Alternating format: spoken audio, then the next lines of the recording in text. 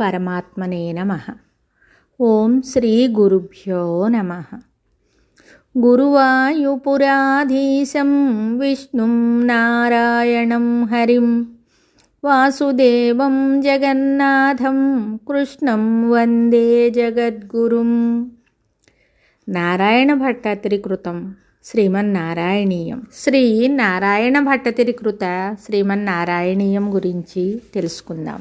సాంద్రానందావబోధాత్మకమనుపమితం కాలదేశావధిభ్యాం నిర్ముక్తం నిత్యముక్తం నిగమశతసహస్రేణ నిర్భాస్యమానం అస్పష్టం దృష్టమాత్రే పునరురుపురుషార్థాత్మకం బ్రహ్మతత్వం తత్తావద్భాతి సాక్షాత్ గురుపవనపురే హంతభాగ్యం జనానాం. ఇతిహాసములుగా సుప్రసిద్ధములైన శ్రీమద్ రామాయణ మహాభారతముల వలెను మహాపురాణమైన శ్రీమద్ భాగవతం రీతిగాను నారాయణీయము మిగుల వాసిగాంచిన గ్రంథరాజము.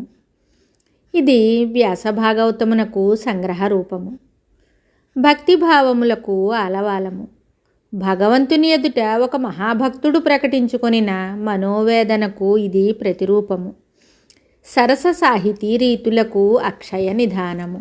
భక్తాగ్రేసరుడైన భట్ట తిరుముఖము నుండి సంస్కృతమున జాలువారిన మధుర రచన ఇది. గురువాయూరు క్షేత్రమున వెలసిన శ్రీ మహావిష్ణువును సంబోధించుచు ఆ మహాకవి ఇందు భగవంతుని అవతారములను వర్ణించెను. దైవస్తుతి రూపమున కొనసాగిన ఈ గ్రంథమునందలి భాష మిక్కిలి మధురము, లాలిత్య శోభితము. సంస్కృత వాంగ్మయమున ఇది ఒక మేలుబంతి. సౌందర్యలహరి, శివానందలహరి మున్నగు స్తుతి గ్రంథముల వలెను కాళిదాస మహాకావ్యముల రీతిగాను ఇది మిగుల ఆదరణీయమైన పవిత్ర గ్రంథము. నారాయణ భట్టతిరి కేరళ రాష్ట్రమునందలి నంబూద్రి బ్రాహ్మణ వంశమున జన్మించెను. చిన్నతనమునందే ఇతడు వేదాంగములను అభ్యసించెను. ఇతిహాస పురాణములను ఆకళింపు చేసుకొనెను. వ్యాకరణము మొదలగు సకల శాస్త్రములలోనూ ఆరితేరెను. సంస్కృతమున ఎన్నో గ్రంథములను రచించెను. ప్రక్రియా సర్వస్వము, ఆపాణినీయ ప్రమాణము, ధాతుకావ్యము మున్నగు వ్యాకరణ గ్రంథములను, భారత రామాయణ భాగవత కథాంశములను చెంపు గ్రంథములుగా రచించెను. శ్రీ భట్టతిరి రచించిన శ్రీపాద సప్తతి, గురువాయు పురస్తోత్రము, నారాయణీయము అను భక్తి గ్రంథములు ఆయనకు ఎనలేని కీర్తిని తెచ్చిపెట్టాయి. వీటిలో నారాయణీయము మకుటాయమానము. భట్టతిరి వాతరోగ పీడితుడై ఎన్ని ఔషధములను సేవించినను స్వస్థత చేకూరకుండెను. అప్పుడు ఆయన తన శిష్యులతో కూడి గురువాయూరు చేరి తన ఆరాధ్య దైవమైన శ్రీ మహావిష్ణువును స్తుతించెను. ఆ స్వామి సమక్షమున ఈ మహాకవి యొక్క ముఖతః వెలువడిన స్తుతి పరంపరయే ఈ నారాయణీయము. ఇందు 100 దశకములుగా 1000కి పైగా శ్లోకములు కుదురుకొనినవి. భక్తి జ్ఞాన వైరాగ్యములు పెనవేసుకొని సాగిన అద్భుత రచన ఇది. ఇందలి ప్రతి శ్లోకము ఒక ఆణిముత్యమే. ఈ స్తుతులకు ప్రసన్నుడైన శ్రీ మహావిష్ణువు యొక్క అనుగ్రహంతో ఈ మహాకవికి సంపూర్ణముగా ఆరోగ్యము చేకూరెను. గురువాయూరు మందిరమున ఆరాధింపబడుతున్న అర్చామూర్తి శ్రీ మహావిష్ణువు.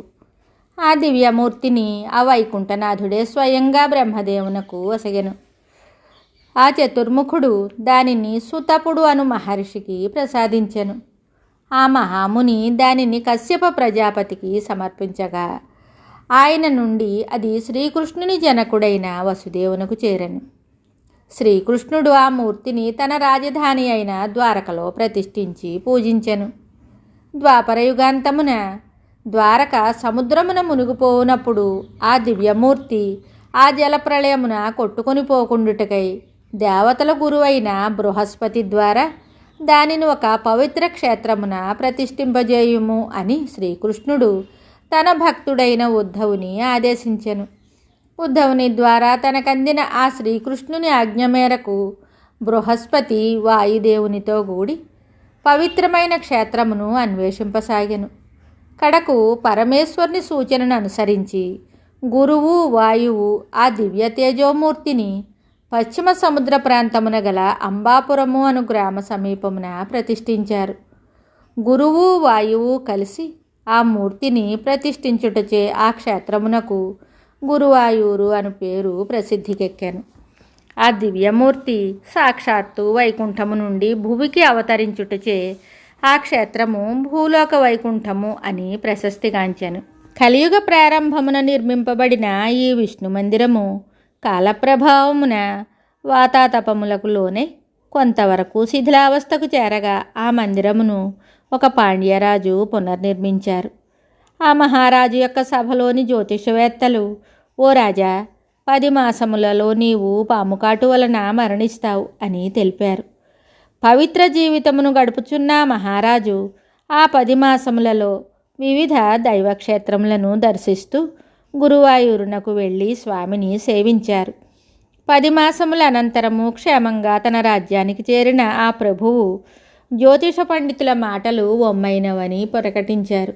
దానికి సమాధానంగా వారు రాజు పాముకాటునకు గురి అయిన విషయము నిజమేననియు, కానీ ఆ సమయమున మహారాజు గురువాయూరులో ఆదిశేషునితో కూడియున్న శ్రీ మహావిష్ణువును సేవించుచుండుట వలన ఆయనకు మృత్యు ప్రమాదము తప్పినదనియో చెప్పారు. ఆయన శరీరముపై పాముకాటు గుర్తులుండుటను చూసి జ్యోతిష్కుల మాటలు సత్యమే అని అందరూ నమ్మారు. అప్పుడు మహారాజు గురువాయూరు మందిరమును పునరుద్ధరించినట్లు ప్రతీతి. నేటికిని ఆదివ్యాధులకు గురి అయిన భక్తులు గురువాయూరు స్వామిని దర్శించి సేవించుట వలన సంపూర్ణ ఆరోగ్యములతో వర్ధిల్లుచున్నారు. గురువాయూరు స్వామి మహిమలు అట్టివి. గురువాయూరును దర్శించుటకు అశక్తులైన వారు ఈ నారాయణీయమును పారాయణ చేసినచో వారికిని ఇట్టి సత్ఫలితములే ప్రాప్తించును. ఈ శ్రీమన్నారాయణీయం అనే గ్రంథానికి ఒక మహాక్షేత్రం, ఒక మహాపురాణం ఆధారాలు. క్షేత్రం కేరళ రాష్ట్రంలోని గురువాయూరు, పురాణం శ్రీ మహాభాగవతం. కేరళలో ఇది నిత్య పారాయణ గ్రంథం. ఇక్కడ సామాన్య జనులు కూడా వల్లించే మహిమాన్విత స్తుతి కావ్యం. దీని ప్రశస్తి తమిళనాట కూడా విస్తరించి ఈ మధ్యకాలంలో ఆంధ్రదేశంలో సైతం ప్రశస్తిని పొందింది. గురువాయూపురం భాగవత గ్రంథంలో భాగవత నాయకుడైన శ్రీకృష్ణునితో ముడిపడిన క్షేత్రం. ఆ కారణం చేతనే ఈ క్షేత్రంలో భాగవత పురాణం శ్రీ నారాయణ భట్టాత్రి ద్వారా శ్రీమన్నారాయణీయంగా పునరావిష్కృతమైనదేమో. ఈ గ్రంథ నామకరణమే విచిత్రం, సముచితం. ద్వేధ నారాయణీయం అనునది 100వ దశకంలోని మాట. 2 విధాలుగా ఇది నారాయణీయం అని స్వయంగా భట్టతిరి పలుకు. రచయిత నారాయణ నామధేయుడు, గ్రంథం నారాయణ సంబంధం. ఇది ఒక విచిత్ర అద్వయభావమైతే గమనించదగిన మరో వైశిష్ట్యం స్వయంగా దీని శ్రోత శ్రీమన్నారాయణుడే. నారాయణ కవి నారాయణునికే వినిపించిన నారాయణ గాథ. గురువాయూపుర క్షేత్ర ప్రసక్తి భాగవత గ్రంథం 4వ స్కందానికి సంబంధించినది. స్థలగాథల ప్రకారం ధ్రువ చక్రవర్తి వంశానికి చెందిన ప్రాచీన బర్హిపుత్రులైన ప్రచేతసులు 10 మందికి శ్రీ రుద్ర భగవానుడు దర్శనమిచ్చి శ్రీ విష్ణుతత్వాన్ని, శ్రీ రుద్రగీతను ఉపదేశించిన చోటు ఇది. రుద్రుడు దర్శనమిచ్చిన రుద్రతీర్థం ఈ క్షేత్రాన దివ్యమై నేటికి ఉంది. ఈ తీర్థం వద్దనే ప్రచేతసులు తపమాచరించి శ్రీహరిని సాక్షాత్కరింపజేసుకున్నారు. తరువాత కాలంలో గురు వాయువులచే ముకుందుని మూర్తి ఈ క్షేత్రాన ప్రతిష్ఠితమయ్యింది. ఆ మూర్తి స్వయంగా భాగవత నాయకుడైన శ్రీకృష్ణ భగవానుని చిరంతన రూపం. దేవకి వసుదేవులకు తనయునిగా అవతరించిన వేళ వారికి సందర్శింపజేసిన ఆ దివ్య మంగళాకృతి ఈ విగ్రహంలో స్థిరమైనది. తమద్భుతం బాలకమంబుజేక్షణం చతుర్భుజం శంఖ గదాద్యుధాయుధం అని శ్రీమద్భాగవతం వర్ణించిన అప్రాకృత సుందరాకృతియే ఈ విగ్రహం. దేవకీ వసుదేవులు ముందటి జన్మలో పృశ్ని సుతపులు, సుతపుడు ప్రజాపతి, తరువాతి జన్మలో వీరు అదితి కశ్యపులు, 3వ జన్మ దేవకీ వసుదేవులు. వారు మొదటి జన్మలోనే నారాయణునికై తీవ్ర తపస్సు ఆచరించి ఆ స్వామిని పుత్రునిగా పడిసే వరాన్ని పొందారు. ఆ జన్మలో వారికి పృశ్ని గర్భునిగా రెండవ జన్మలో వామనునిగా, మూడవ జన్మలో శ్రీకృష్ణునిగా అవతరించాడు శ్రీహరి. సృష్టి ఆదిలో బ్రహ్మదేవుని అర్చనకు గాను అర్చామూర్తిగా, చతుర్భుజాలతో శంఖచక్ర గదా పద్మధారిగా ఆవిర్భవించిన ఆదినారాయణుడు సుతపునకు బ్రహ్మ ద్వారా లభించాడు. ఆ మూర్తిని అర్చించిన సుతపుడు తరువాతి 2 జన్మలలో కూడా కేశవానుగ్రహంతో అదే మూర్తిని పొంది తన ఆరాధనను కొనసాగించాడు. శ్రీకృష్ణావతారంలో పూర్ణ కైవల్యాన్ని పొందిన ఆ దంపతులు నిత్యం ద్వారకలో అర్చించుకున్న దివ్య విగ్రహం ఇది.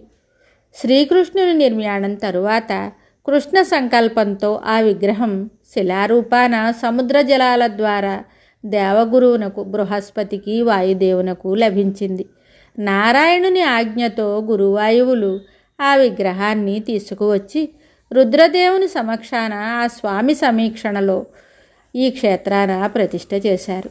వాసుదేవుని అవతార పరిసమాప్తి తరువాత ఆయన శాశ్వతంగా వెలిసిన అక్షర రూపం శ్రీ మహాభాగవతమైతే హత్యా విగ్రహంగా స్థిరమైన రూపం గురువాయూరప్ప. అందుకే ఈ స్వామికి సమర్పణంగా భాగవతం మళ్ళీ ఈ గ్రంథ రూపంలో ఆవిర్భవించింది. భారతీయ ఆధ్యాత్మిక క్షేత్రంలో కల్పవృక్షంగా భాసిస్తున్న శ్రీమద్ భాగవత గ్రంథాన్ని సంక్షిప్తపరిచి సహస్రోత్తరమధికతరంగా నారాయణీయాన్ని రూపొందించడం నారాయణ లీల. దీని ప్రయోజనం కూడా చివరి దశకంలో చక్కగా చెప్పారు రచయిత.